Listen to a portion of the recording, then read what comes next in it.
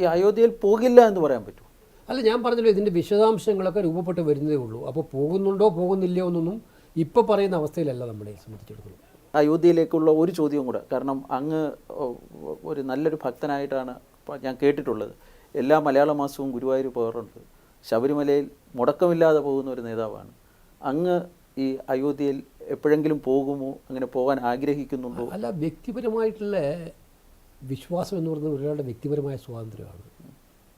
ഞാൻ വിശ്വാസിയാണ്, പോകാറുണ്ട്.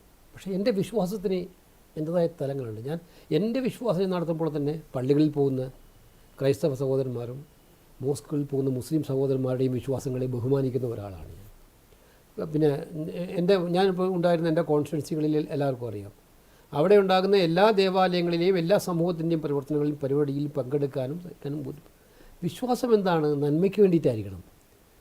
അതുതന്നെയാണ് ശ്രീകൃഷ്ണനും ശ്രീരാമനും ഒക്കെ പറഞ്ഞിരിക്കുന്നത്. ഭഗവത്ഗീതയും പറഞ്ഞിരിക്കുന്നത് നല്ല നന്മയുള്ള സന്ദേശം മാത്രമാണ്. ഇത് മനുഷ്യനെ കൊല്ലാൻ വേണ്ടിയിട്ടും തല്ലാൻ വേണ്ടിയിട്ടും ഭിന്നിപ്പുണ്ടാക്കാനും വിയോജിപ്പുണ്ടാക്കാനും അതിലൂടെ അധികാരം കിട്ടാനും വേണ്ടിയിട്ടുള്ള ആയുധമാക്കി വിശ്വാസത്തെ ഉപയോഗിക്കുകയല്ലേ BJP ചെയ്യുന്നത്. ഇവർക്ക് രാമഭക്തി കൊണ്ടാണോ ഇവർ ഈ കാര്യങ്ങളൊക്കെ ചെയ്യുന്നത്? അല്ല, ഇവർക്ക് വോട്ടാണ് വേണ്ടത്.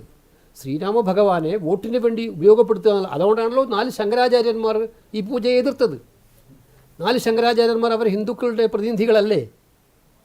അവർ ഹിന്ദു സമൂഹത്തിന് വേണ്ടി പ്രവർത്തിക്കുന്നവരല്ലേ? അവർ 4 പേരും ഒരേ സ്വരത്തിൽ പറയുന്നത് പൂർത്തിയാകാത്ത ടെമ്പിളാണ്. പിന്നെ പൂജ നടത്തേണ്ടത് ഇങ്ങനെയല്ല, വിഗ്രഹ പ്രതിഷ്ഠയാണെങ്കിൽ. അപ്പോൾ ഇതൊരു മറ്റു സമൂഹത്തിൻ്റെ മുന്നിൽ ഹിന്ദു സമൂഹത്തിൻ്റെ മൊത്തം കച്ചവടം ഞങ്ങളുടേതാണെന്ന് പറഞ്ഞ് മറ്റു സമൂഹത്തെ അകറ്റി നിർത്തുന്നതിൻ്റെ മൊത്തം കൊട്ടേഷൻ ഏറ്റെടുത്ത് സമൂഹത്തിൽ ഭിന്നത ഉണ്ടാക്കുന്നു. ആ വിശ്വാസത്തിൻ്റെ പിറകെ പോകാൻ ഞങ്ങളാരും പഠിച്ചിട്ടില്ല. വിശ്വാസം എന്ന് പറയുന്നത് അവരുടെ പേഴ്സണൽ കാര്യങ്ങളാണ്, വ്യക്തിപരമായ കാര്യങ്ങളാണ്. ഞാൻ വിശ്വാസിയാണ്, ഓഫ് കോഴ്സ്. പക്ഷേ എൻ്റെ വിശ്വാസം എന്നെ പഠിപ്പിച്ചിരിക്കുന്നത് മറ്റുള്ളവരെ സ്നേഹിക്കാനാണ്, വെറുപ്പിക്കാനല്ല, വിദ്വേഷം പടർത്താനല്ല. അപ്പോൾ ഇപ്പോൾ നടക്കുന്ന ഇത് വിശ്വാസത്തിൻ്റെ പേരിലുള്ള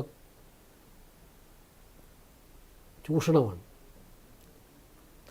അതിനെ ഒരു കാരണവശാലും അംഗീകരിക്കാൻ നമുക്ക് പറ്റില്ല. ഈ BJPയുടെ തെറ്റിദ്ധാരണയിൽ അങ്ങ് പറഞ്ഞു BJP തെറ്റിദ്ധരിപ്പിക്കുന്നതാണ്, അല്ലെങ്കിൽ ആ വിശ്വാസത്തിൻ്റെ പേരിൽ ഉണ്ടാക്കുന്ന അവരുടെ രാഷ്ട്രീയ ലക്ഷ്യങ്ങൾക്ക് വേണ്ടി ചെയ്യുന്ന പ്രവർത്തനങ്ങളാണ് എന്നാണ് അങ്ങ് ആരോപിച്ചത്.